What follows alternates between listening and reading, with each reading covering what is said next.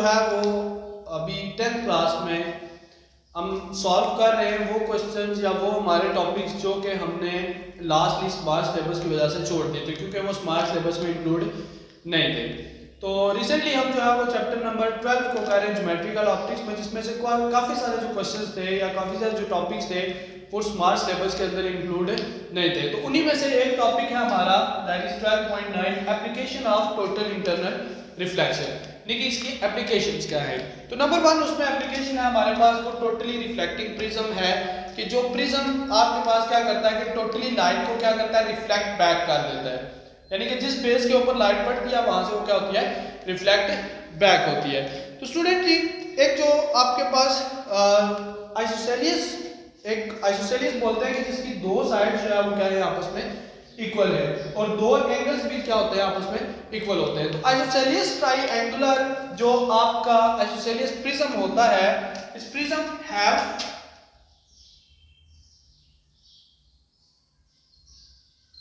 Isosceles prism have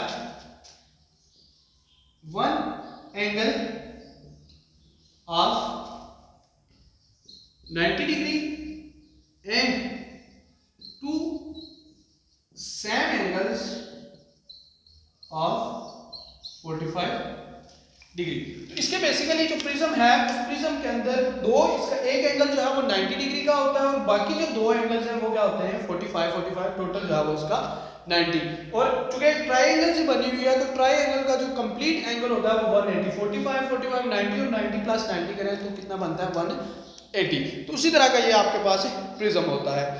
ये जो prism है इसके ऊपर जब लाइट को इंटर किया जाता है तो ये लाइट को क्या करता है कि रिफ्लेक्ट करता है।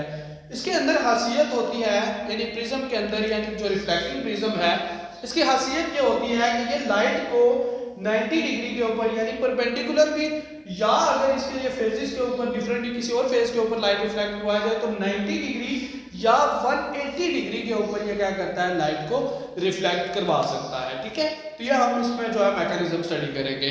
अगर लाइट इसके अंदर जो है जो ग्लास चूंकि ग्लास का बना होता है तो ग्लास का जो क्रिटिकल एंगल होता है वो स्टूडेंट्स आपके पास होता है 41 डिग्री।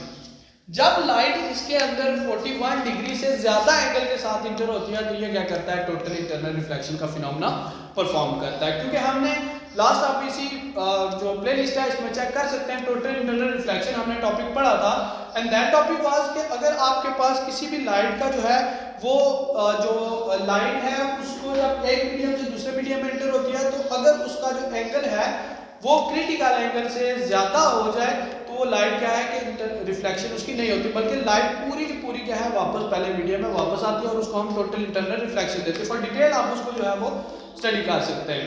तो हमारे पास जो टॉपिक है इसमें आज हम देखेंगे कि टोटल इंटरनल रिफ्लेक्शन प्रिज्म के ऊपर जो है वो किस तरह से वर्क करती है। उसमें फर्स्ट एग्जांपल उन्होंने दी हुई है कि अगर आपके पास एक लाइट जो है when a ray of light enters the prism perpendicularly to go straight while change in direction and meets the hypotenuse with an angle of 45। कि जब एक लाइट को आप एक प्रिज्म के अंदर इंटर करते हैं और वो लाइट स्ट्रेट यहाँ से जाके आपके पास टकराती है किसके ऊपर हाइपोटेनियस के ऊपर, किसी भी एक हाइपोटेनियस होता है।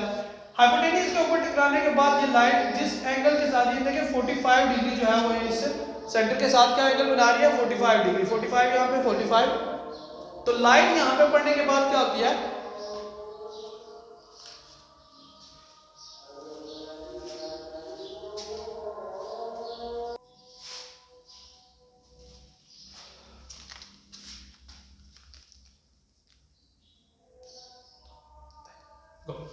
तो स्टूडेंट्स अगर आपके पास जो लाइट है वो एक स्ट्रेट लाइन से ये आप देखिए हाइपोटेनियस का जो एंगल है दिस वन, अगर लाइट इसके ऊपर 45 डिग्री पे एंटर हो तो 45 डिग्री पे जब यहाँ पे स्ट्राइक करती है तो उसी एंगल के साथ जो है वो रिफ्लेक्ट हो जाती है। अब 45 के साथ अगर इंटर हो रही है तो 45 के साथ ही रिफ्लेक्ट भी क्यों होती है।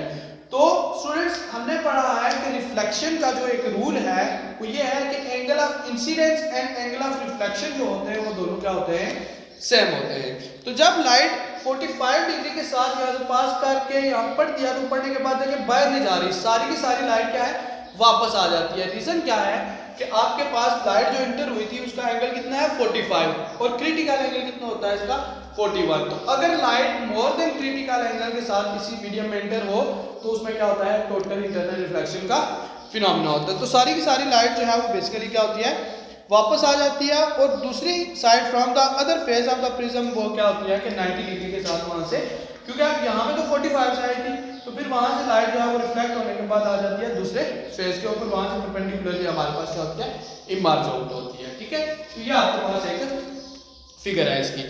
ठीक है, उसके अलावा स्टूडेंट्स ये जो यूज है इसका, ये इस तरह का जो प्रिज्म है इसको हम जो है वो यूज करते हैं बेसिकली पेरिस्कोप के अंदर जो है वो इसे यूज किया जाता है।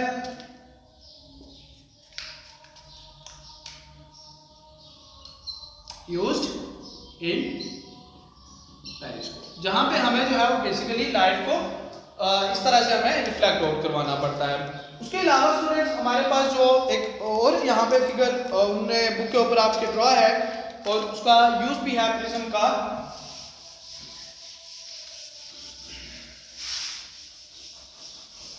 यहाँ पे हमने लाइट को जो है वो इंटर हीट किया है स्टूडेंट्स कितना 45 डिग्री के साथ। तो अगर स्टूडेंट ये इंटरेंस का जो एंगल है ये अगर चेंज किया जाए यानी 45 के अलावा अगर हम 90 डिग्री पे यानी लाइट अगर परपेंडिकुलरली इंटर हो तो उस सूरत में जो है वो प्रिज्म किस तरह से वर्क आउट करता है हम इसमें अभी उसको देखेंगे। स्टूडेंट्स दूसरा हमारे पास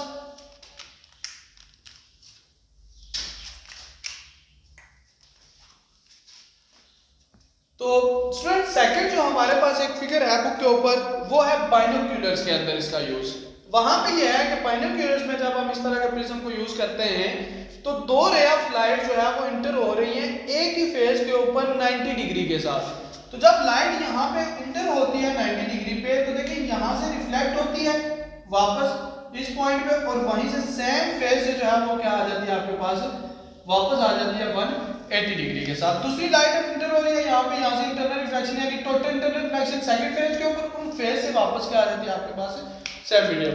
तो जब लाइट को 90 डिग्री के ऊपर डिफरेंटली हाइपोटेन्यूज के ऊपर 90 डिग्री से एंटर किया जाता है तो उसके अंदर क्या होता है कि आपके पास टोटल इंटरनल रिफ्लेक्शन का फिनोमेना दो दफा होता है। फर्स्टली जब हमने 45 पे किया था तो एक ही दफा लाइट जस्ट इंटर हुई और 90 डिग्री पे दूसरे फेज से बाहर चली गई थी।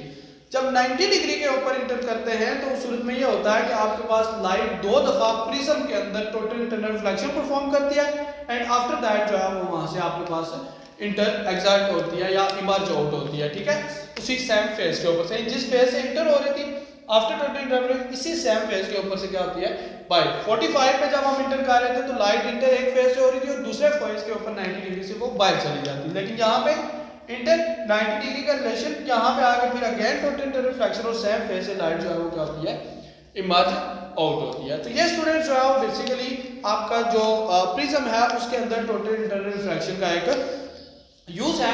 होप सो कि ये लेक्चर आपको क्लियर होगा। अगर इससे रिलेटेड कोई आपके पास क्वेश्चन है तो आप कमेंट सेक्शन में जरूर कीजिए। इंशाल्लाह I will answer your questions. Thank you so much.